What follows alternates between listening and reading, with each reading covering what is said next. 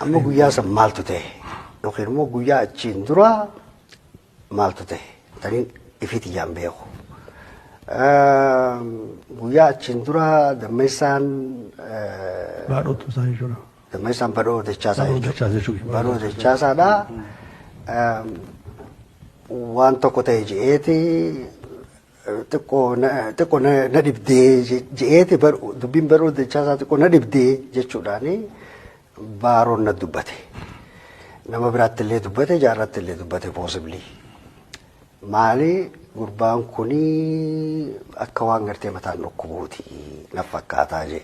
Kanaafuu nutritionaa yookiin immoo waa'ee nyaataa fadhaa rakkoo qabaachuun dhabu mee mala dhawaa tole. Booda goleen faan ajajaa bakka saniiti. Maayaa qalloo jirre jechuudha harroodha jaanii bakka san. Achitti hoolaa ta'uu re'ee ta'uu bitanii guyyaatti aanummaan tana sanis qalamee affeelamee isuma affeelli sanirra jirru ammaan tana magaalaarraa dhufan wanni hin faan leenco faan. Guyyaa dhufan kana jechuun dabalamu kana. Guyyuma san magaalaarraa dhufan. Leencoo obboleessisaa Abrahaam gurbaa tokko kan maqaansaa Tashooma jedhamu karaa Kanadaa kana jiranatti fakkaata. Jarri kun sadeen dhufan namni isaan fide irraan tana lafa tanarra jira obbo Damshoo Aliifaadha. Isaatu karaa san qaxxaamursisee jechuun haramaayarraa karaa haramayaa kanaan fidan bakka mataarratti bakka dhufan hin gaafannee nuti immoo achi jirra.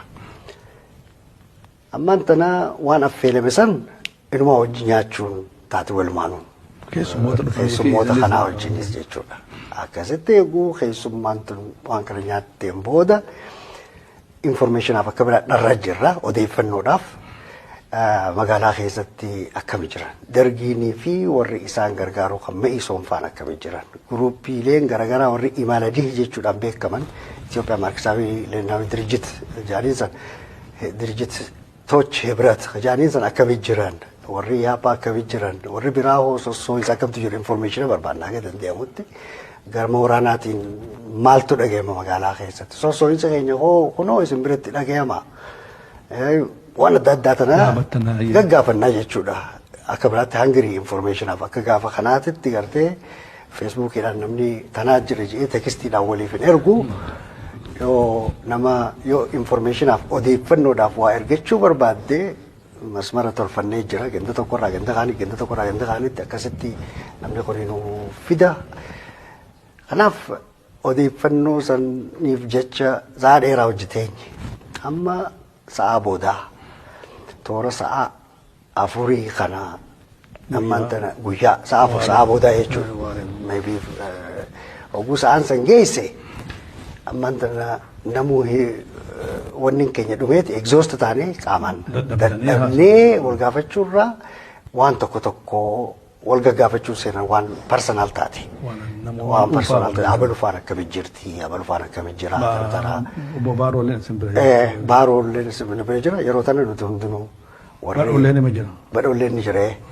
Yeroo tana isaan walitti dhiifnee ammaan tana abalu kam jirti sadarkaa sana gugeessee nuti kaaneef irraa yaadne nuti dadhabnee jira. Deemnee mana Sheekh Mahamad Amin Jaaniini namichi kun ammaan tana keessatti biyya Suudii keessatti barsiisaadha.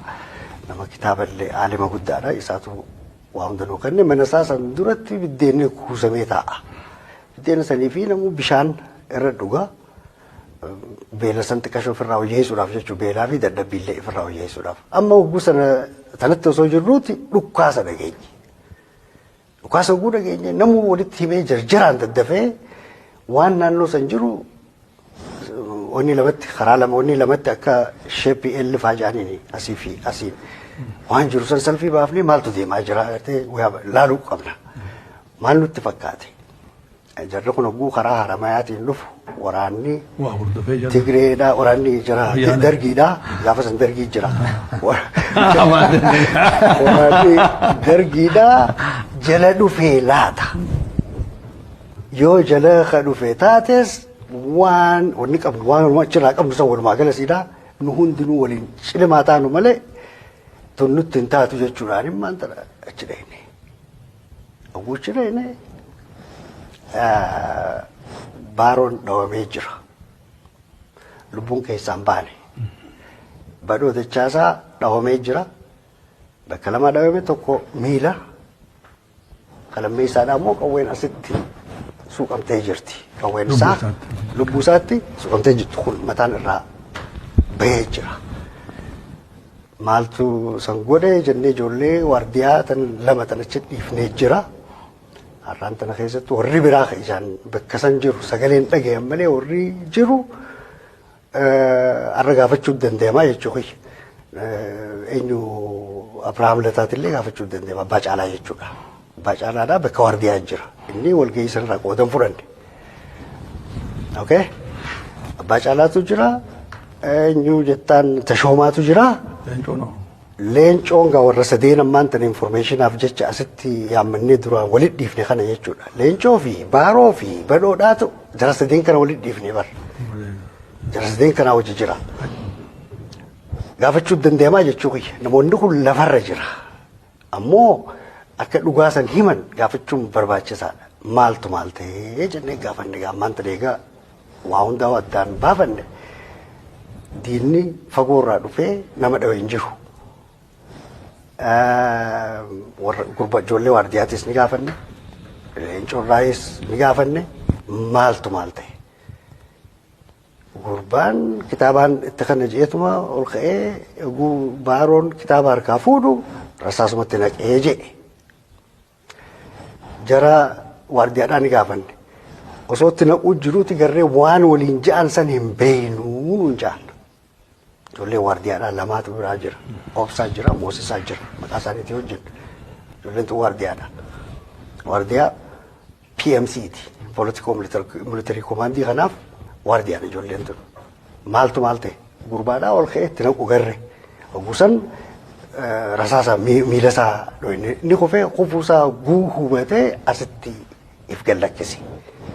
Qawweensaa akkuma sadafni siidhaa miila lamaan jidduu jirtutti harki kun akka osoo jiruutti qawween sanii keessa ol jettee haala sanitti ijaan garre ija tiyya tana tani garre. Sa'a boodaa oguu sa'aan toora shanii maybii jahalli osoo hin guutin Baaroonis du'e. Lubbuun keessaa baatee jechuudha.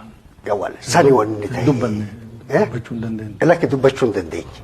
Ammoo inni sossoohumaa fi lubbuun keessa jirti ka jiru tanumaa fi hin dhiyeesse.